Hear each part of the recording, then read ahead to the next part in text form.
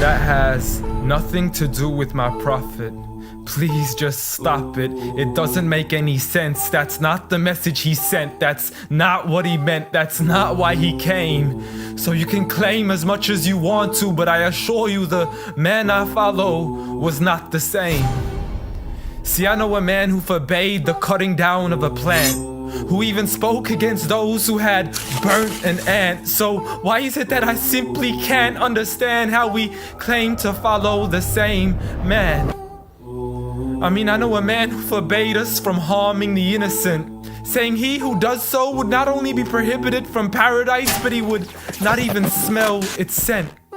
So please tell me how what you're doing has anything to do with the message that he sent.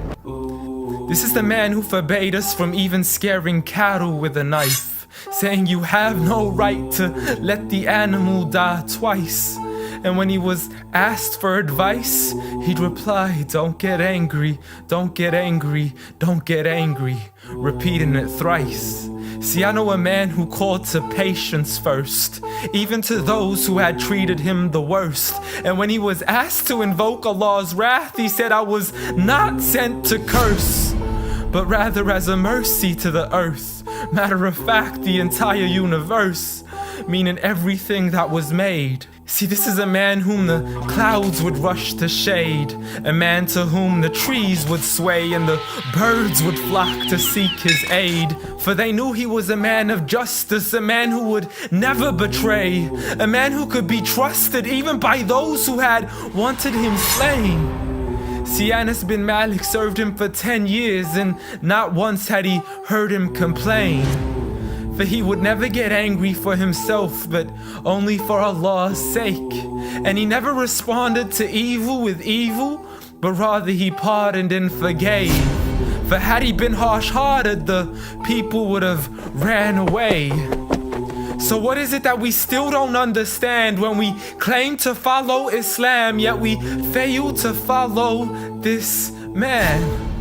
I mean, I know a man who was so caring and compassionate, who said that there is a reward in serving all things that are animate. In other words, everything that breathes, whether it be the animals, the trees, and every single human being.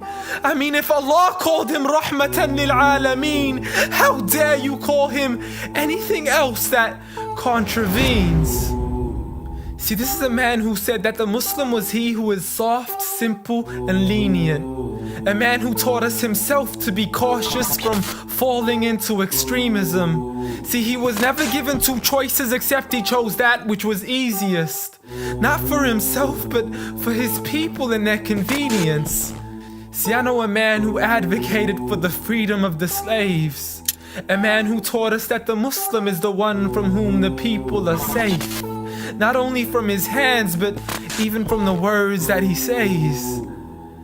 See, this is a man who would never mock, mimic, nor ridicule, nor would he ever publicly rebuke an individual. This is the man I follow, so forgive me if this sounds unusual. But the man I know was so much more handsome, so beautiful. A man who taught kindness to the neighbors, who taught us to serve others without expecting back any favors, to spread peace to those we know and even to the strangers, to walk with humility and to simply ignore the haters.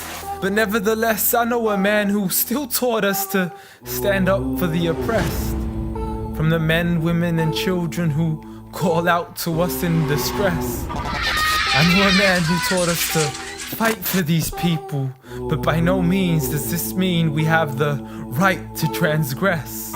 For those who oppress have nothing to do with his name.